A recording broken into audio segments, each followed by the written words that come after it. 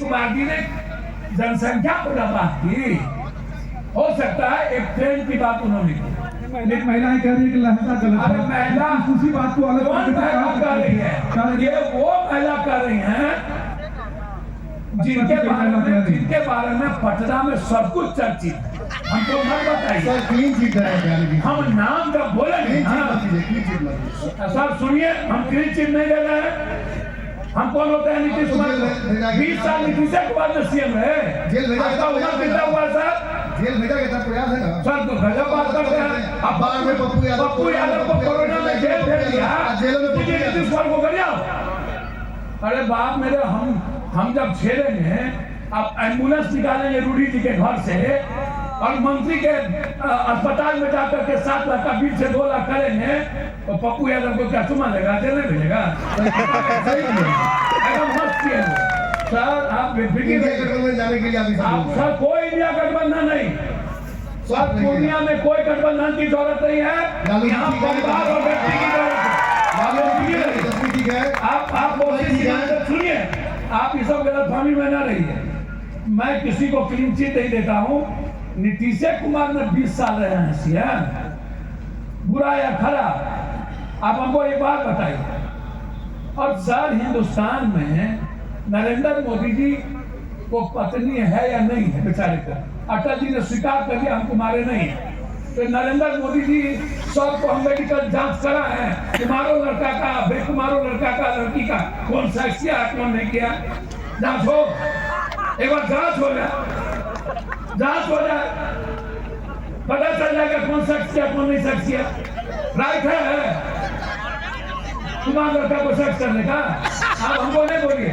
इसीलिए एक बात आप बताइए, उन्होंने प्रॉपर वे में एक प्लेटफॉर्म था, उन्होंने थोड़ा सा ट्विस्ट में उनकी बात जो आई, हल्का सा तरीका अच्छा नहीं लगा, उन्होंने माफी मांग ली।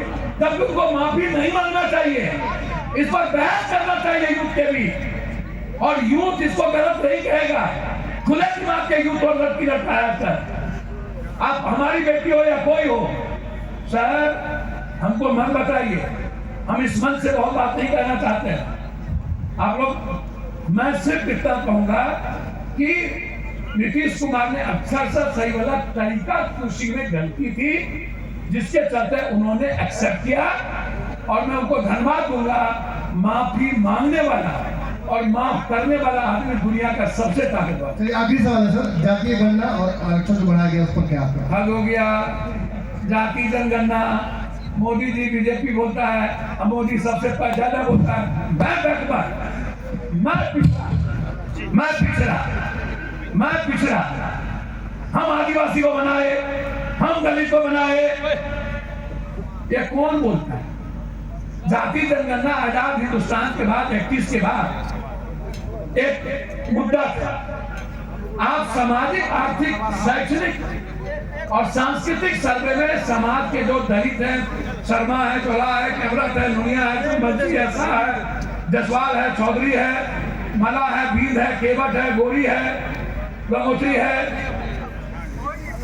कमार है, कुम्हार है, पासवान है, पासी है, बोला ये जो 3000 से ऊपर जाते हैं भाई, लोगों ने फिर पास किया।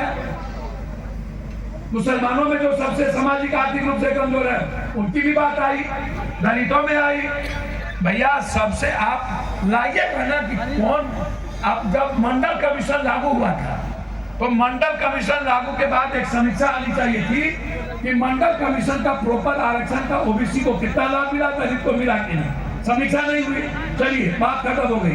फिर आप मुद्दे पर आए 10% जब आपने ऊंची जात को आरक्षण दिया, हम लोग चाहते थे ऊंची जात के गरीब को आरक्षण देना, पप्पू यादव का ये डिमांड भी था।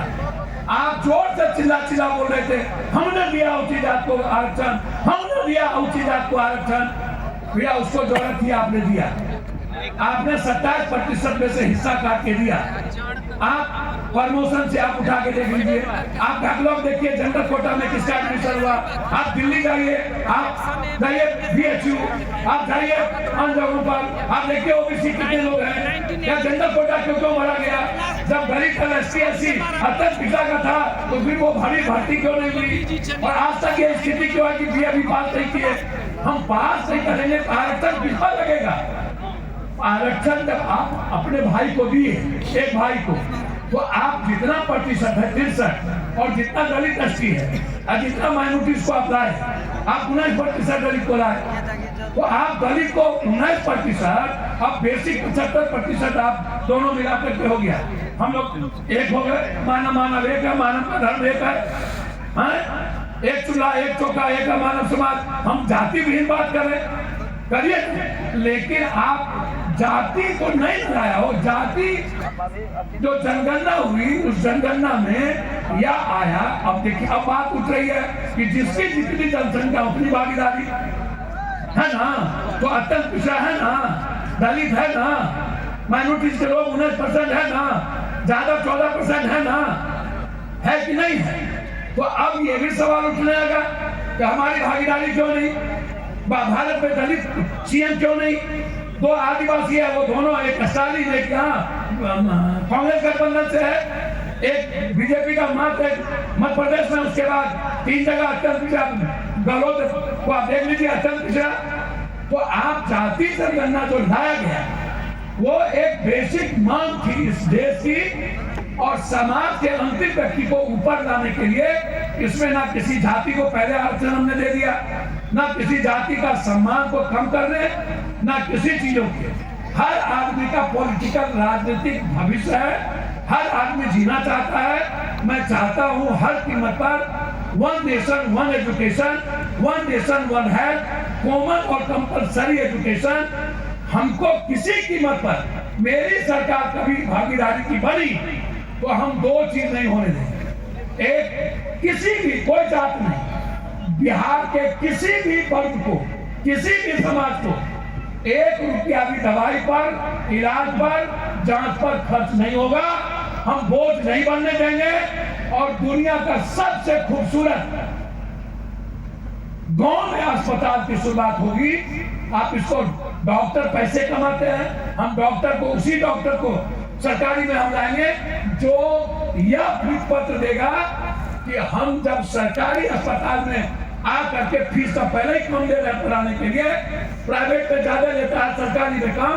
600 मार्च के बाद, 564 के बाद हम जब लेते हैं, मेरा बहुत क्लियर है कि डॉक्टर को किसी कीमत पर प्राइवेट क्लिनिक न खोल के वो सर्विस दे, और जो उसका रियल फीस है आप 1 लाख से ज्यादा कर दीजिए, आप 2 लाख कर दीजिए, कोई दिक्कत नहीं है। लेकिन एम्स के तट पर, आईसीएमएस के तट पर सभी अस्पताल को सवाल किसी भी कीमत। पब्लिक से क्या सवाल? माननीय हमारे सांसद जी से रिक्वेस्ट है, अगर पूर्णिया की जनता अगर आपको सांसद के रूप में चुनेंगे तो सबसे पहली बात, स्मार्ट की जो बढ़ोतरी हुई है पूर्णिया के सीमांचल क्षेत्र में, वो कब तक बंद होंगे? ए भैया, ये तो और विशेष एक बात और कि हमारे अभी माननीय सांसद जी फेंक के बहुत रंग की बात चलेगी इस मंच पर कि हमने बहुत चीजों की केंद्र में, बिहार राज्य सरकार ने, दूसरे की बात अब हमारे हमसे, मैं एक बात बता दूं एस्मैक बात जी, हम भारत में महात्मा गांधी खाली बिहार में नहीं है, पूरे भारत में है। अब गुजरातों में बंद किया गया था, दारू चल रहा है, 16,000 करोड़ रुपए का घाटा है दारू में। पत्रकार जी इधर देखिए, 16,000 करोड़ का घाटा है भैया, टोपी में महात्मा गांधी, अन्ना हजारे भैया, 16,000 करोड़ का घाटा है। क्वेश्चन करिएगा तो सुनिएगा ना, कहीं से पर्दा के पीछे से प्रॉम्प्ट लेके क्वेश्चन किया जाता है, उनको हमको आप नीतीश और नरेंद्र मोदी और लोग पूछते हैं हमको, हम कोनो टेलीपेंटर पर प्रधानमंत्री की तरह नहीं देखते हैं। लाइट गुम हुआ तो सॉरी, मैं 1 मिनट वो नहीं हूँ। 16,000 करोड़ रुपये का घाटा है दारू से, ठीक, और दारू बेचता है यूथ और बेचवाता है पदाधिकारी माफिया। 90% यूथ के हाथ में दारू है, आप इसको समझ लीजिए। मैं आपको बहुत क्लियर बता दूं, और हम आपको एक बात आज बता दें कि ये जो दारू कौन इंटेलेक्चुअल नहीं पीता है, लगभग कोई नेपाल जाके पीता है, कोई दिल्ली जाके पीता है, कोई बाहर जाके पीता है। Corex, drugs, snacks, solution, whitener सिर्फ सीमांचल में नहीं बढ़ा है, पूरे बिहार के बच्चे के भीतर फोरेक्स है, ड्रग्स है। तो इसमें माता पिता की भी न जिम्मेदारी है, इसमें समाज की भी न जिम्मेदारी है। अब किसी माँ बाप से बच्चा डरता ही नहीं है, समाज में लोग से कोई डरता ही नहीं है, सब प्रोटेक्ट करते हैं। तो समाज भी न दोषी है, सरकारें सब काम करे। निश्चित रूप से जो बात आप कहते हैं, मेरी फीलिंग है कि दारू के मामले में नीतीश कुमार जी को एक अमेंडमेंट पुनः एक बार अपने सर्वदलीय बैठक बुलाना चाहिए, तरीका चेंज करना चाहिए। दारू के पूर्णतः बंद होने के बाद विपक्ष में भाजपा के नेता सहमत थे, बच्चे के साथ सब सहमत थे। उस टाइम भाजपा के नेता समर्थन दिए थे दारूबंदी के लेके, वही भाजपा के नेता विरोध कर रहे हैं इस बात को लेके। बिहार में दारू जो है कि फैल बंद है आपका। सुनिए ना, टैक्स बढ़ा दीजिए दारू के बोतल पर 70%, और किस हर शहर में होटल में कर दीजिए, या एक जगह ब्लॉक में एक जगह करके टैक्स इतना कर दीजिए कि मिडिल क्लास के लोग दारू ना पिए। सवाल दारू का नहीं है, सवाल है जहरीले शराब का। दारू चलेगा तब भी वो शराब बिकता है। और हम आपको बता दें कि हम आएंगे तो जहरीला शराब दुनिया में भट्टी ही नहीं, आदमी शहीद खत्म करेंगे।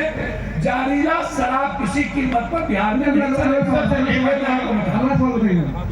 हमारा जो है सांसद जी से मतलब ये प्रश्न है कि आप शुरू से गरीब गुरबों के लिए मतलब बहुत सारा काम किया है, और मीडिया भाई लोगों से भी मेरा ये क्वेश्चन है, ये सवाल है। मीडिया वाले को तो खैर चौथा स्तंभ बोलते हैं, तो उनको उनके तरफ से भी प्लस पप्पू यादव जी को भी मेरा नम्र निवेदन ये है कि श्रमिक को जैसे कि 400 रुपया प्रति रोज मिलता है, तो महीना का 4 या 12,000 हुआ। तो अभी सेविका सहायिका लोग मतलब 2 महीना से हड़ताल पर है, ठीक। पोषण के लिए छोटे छोटे बच्चों को मतलब बेस बनाती है वो। पहले तो आप ये समझिए कि मजदूरी को 30 दिन मजदूरी नहीं मिलता है, पहले आप ये समझिए। 4 या 12 मत कर दीजिए, 15 दिन 16 दिन 14 दिन किसी भी मजदूर को मनरेगा जो सबसे ऊपर है उसको 228 रुपया से